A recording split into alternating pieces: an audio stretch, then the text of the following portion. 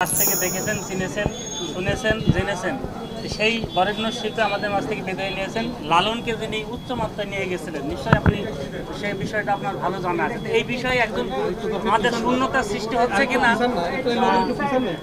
শূন্যতার সৃষ্টি হতে পারে কিনা, বা নতুন প্রজন্মের মাঝে কোনো বার্তা দেওয়ার আছে কিনা। না না, প্রথমত দেখুন, ফরিদা পারভিনের তার অবদান, তাকে শুধু শিল্পী হিসেবে ভাবলেও চলবে না। কারণ হলো যে বাংলাদেশের যে দীর্ঘ এখানকার ভাবজগতের যে লড়াই, এই লড়াইটা একটা লম্বা লড়াই, নতুন লড়াই নয়। পাকিস্তান আমলে আমরা লালনের গানটা শুনতাম পল্লী সঙ্গীত আকারে, পল্লীগীতি আকারে। সেখান থেকে তিনি প্রথম, সম্ভবত তার মাধ্যমে আমরা প্রথম তার ভাবগত জগতের ঐশ্বর্যটুকু আমরা প্রথম টের পেতে শুরু করি।